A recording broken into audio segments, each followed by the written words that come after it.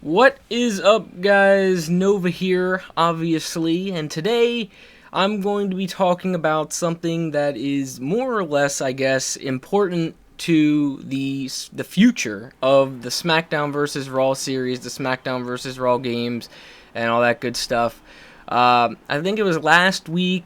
I believe it was last week. Over on the official Smackdown vs. Raw website, they have actually been posting community surveys where they want opinions from the community for the future of the Smackdown vs. Raw games. And I actually wanted to make a video on the first one, but they already took it down, and I didn't get the chance to even fill out the survey for myself. It's retarded because the last question on the first survey was, what legend would you like to see in Smackdown vs. Raw? And I really wanted to pick Hollywood Rock, but I didn't even get to fill out my own damn survey. So anyway, I'm just going to be starting with the second survey, basically just talking about how I filled it out, what I said. I'll put the link in the description to the survey, so if you guys want to fill it out yourself, you can go ahead and do that.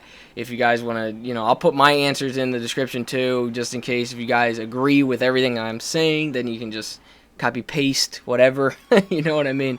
Whatever you guys want to do. This second survey basically covers gameplay controls, submissions, and finishers. So, starting off, the first question is, do you play Smackdown vs. Raw 2011 online? And the possible answers are, yes, I play competitively and use the community creations. Yes, but I only play competitively. Yes, but I only use it for creations, the community creations, and no, I never go online with Smackdown vs. Raw 2011. For this, I said that yes, I do go online, but for the most part, I only use the community creations, at least as of right now. I don't play competitively because the Smackdown vs. Raw games are not a game that you can play, I think, competitively. I think that the Smackdown vs. Raw, like, the community as a whole is shit, to be honest. That's just saying it lightly. The community, when you go on and you just try to play a regular player match or something like that, 9.5 times out of 10, you're going to get a cheaper with this retarded moveset, and it's a terrible experience online. It really is. And I stopped playing competitive Smackdown, I don't know, I think the last time, like I said in my Machinima video, the last time I actually had a competitive itch with the Smackdown games was 07, and that was only because it was like the first one on the 360 or whatever. In 06 I did play online, but because that was on PS2, there was Game Sharks and code breakers, all these kinds of cheat devices that people use to get all this crazy kind of shit. So it's just the Smackdown Online has just been a mess to me. And it basically asked if you could leave feedback on the online experience. And for the most part, what I said was the online experience itself is for the most part fine. Lag is still an issue, and I think that's because they're still using the GameSpy servers, which haven't ran well for I don't know how long. When they first went with online in 06, they were using the GameSpy servers, and they're still using them to this day. They really need to get off the GameSpy servers because, like they say, if you go on the developers like Facebook or Twitter or something and you say, why is the game lagging? 9 times out of 10 they'll respond and say, well, it's not on our end, it's on the GameSpy servers end. So, if that's the case, get rid of GameSpy servers. They suck. Just get rid of them. I said that the main issue with the online comes from the community and how they play. There needs to be a way to separate the community of cheap players, the people that just don't give a shit about, whatever, their movesets, blah, blah, blah, and the people that actually want to play with their created wrestlers and, play at least in a fair manner. And I said that the way that they could do that is basically an online fed or some kind of mini camp type deal like from UFC. It would be an awesome addition to have that, where you could separate the players, and then in each little individual group of players or camps or whatever, each camp could have their own rules, and basically have their own members, and all the members of that group play in a certain way.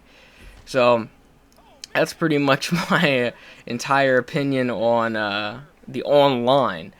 Now it goes to the control scheme. How would you rate on a 1 to 10 scale the control scheme of SmackDown vs. Raw 2011? Now, I don't really like the analog controls, like, basically them changing everything to be controlled by the analog stick. So I gave this a 5.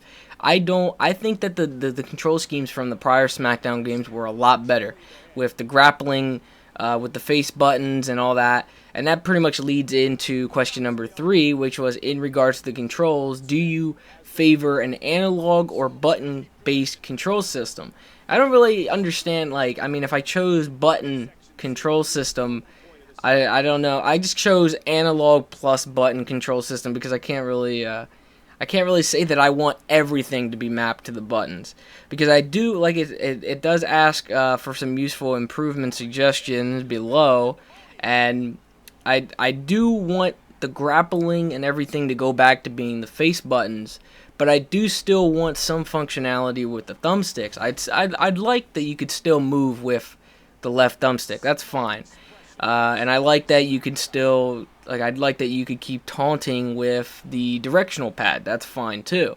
But the right thumbstick, I really do think that the right what the hell am I saying right now? The right thumbstick, I really do think that the right thumbstick should be controlling the targeting.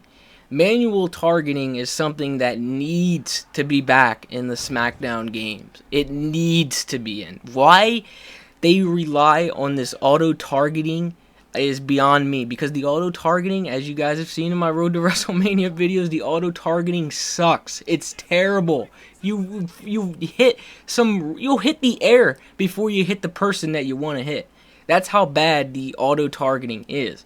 So if you bring back manual targeting and you map it to the right thumbstick, it'll be really similar to how the Day of Reckoning games were on the GameCube, where you push the C-stick in whatever direction that the person is that you want to face. That's how it needs to be. The right thumbstick can be used to basically manually target who you want to face, and I think that would be the easiest way to go about doing it. Everything else is fine. Left thumbstick to move, that's fine. Directional pad to taunt, that's fine. Question number 4, the state-based grapple system, wherein strong grapples are performed on groggy opponents, and chain grapples, blah, blah, blah, blah, blah. I don't feel like reading that whole thing. Basically just says, how do you like the new grappling system? Does it work? How was it executed? The new grappling system, basically, you perform weak moves out of the chain grapple, your stronger moves only when they're dazed or groggy.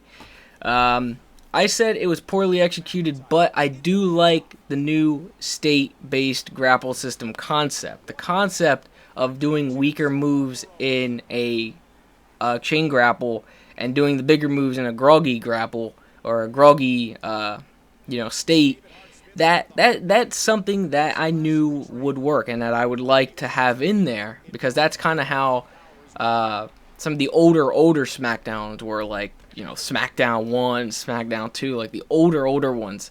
And it's a good system, but they haven't been able to execute it right.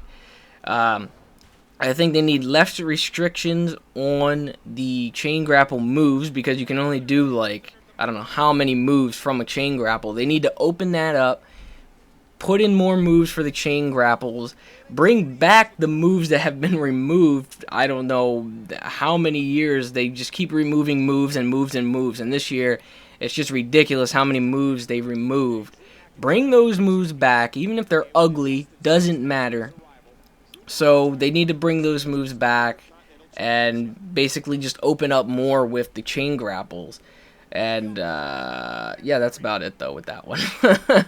Number 5, how would you rate the implementation of the directional throw functionality, where you can kind of lead the moves with certain moves?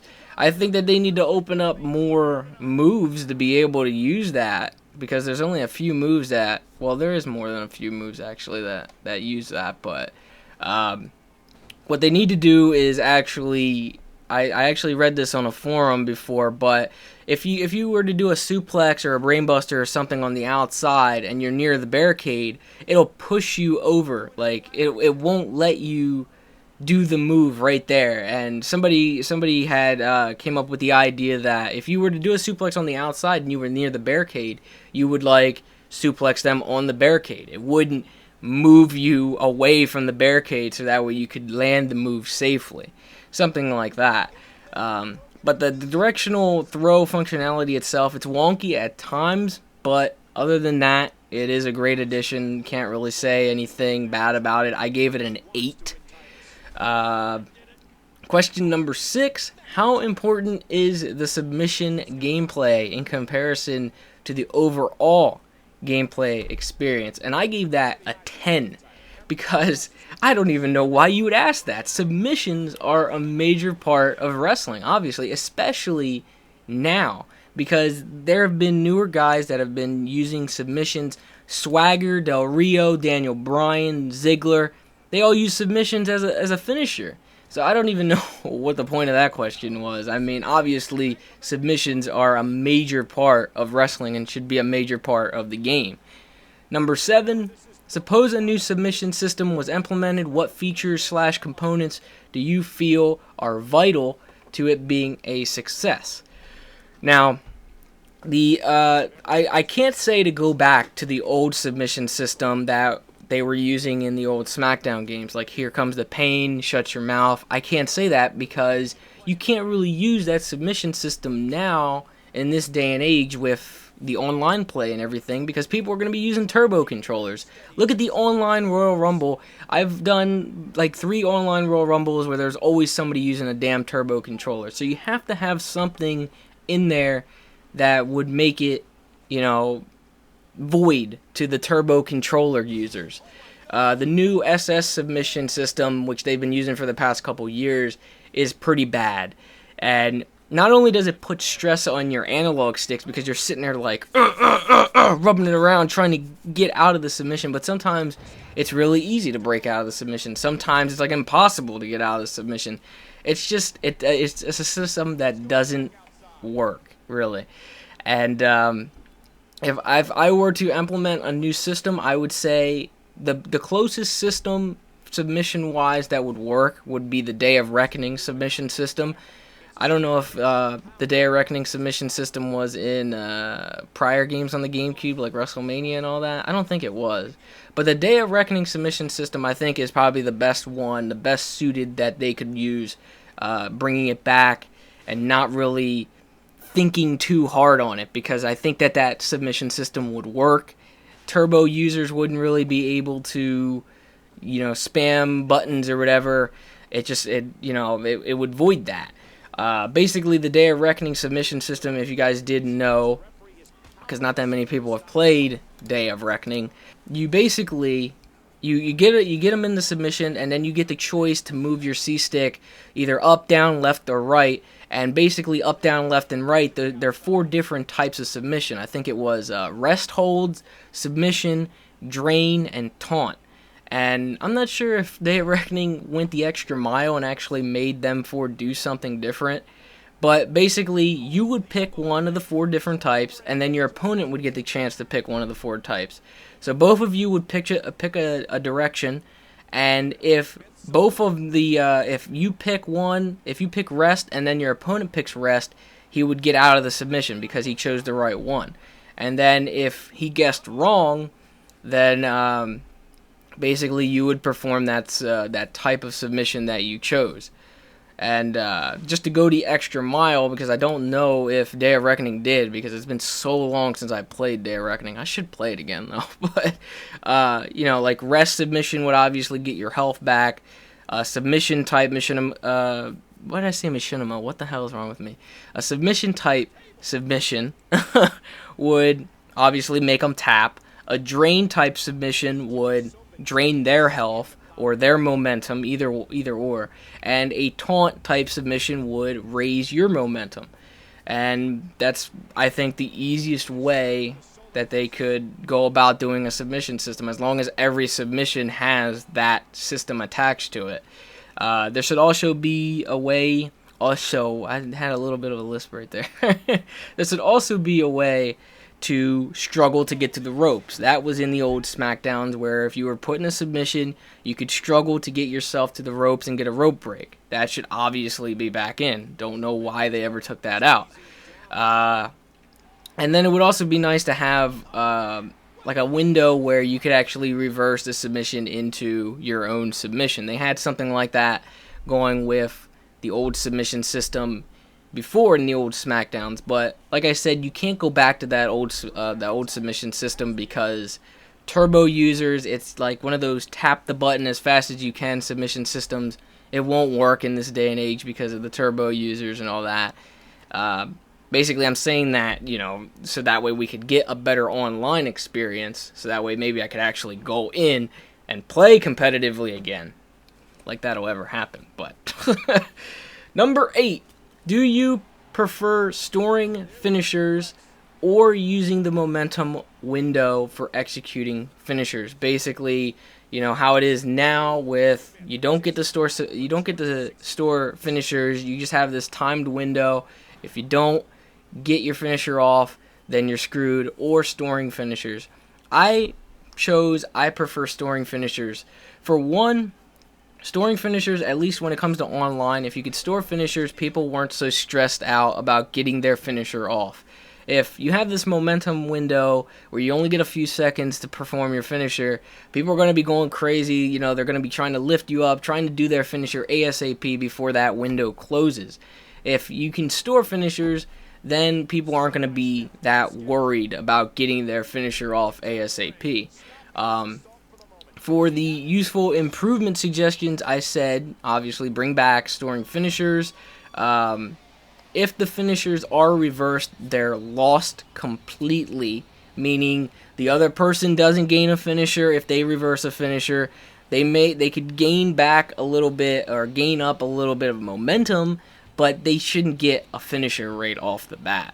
That's basically all for the storing finishers or whatever. And that's actually the end of the whole survey. The last question is to put in my email so I can win the John Cena Experience DVD. Oh boy, I can't wait to get my hands on that. Alright, well, I think that was it for this survey. If you guys like this, please thumb it up, because the Smackdown games, they really do need a lot of work, and instead of me sitting here writing off the game and talking shit about the Smackdown vs. Raw games, I really want to help build the game back up and make it enjoyable, make the online at least playable to the point where I could actually play competitively. Just have the game be able to last all year, so that way I could play a Smackdown game all year, provide you guys content all year with the Smackdown games into the next year that it comes out. With 2011, I honestly don't think that'll happen, but who knows, maybe it will. But either way, guys, thanks for listening, and I will talk to you guys later.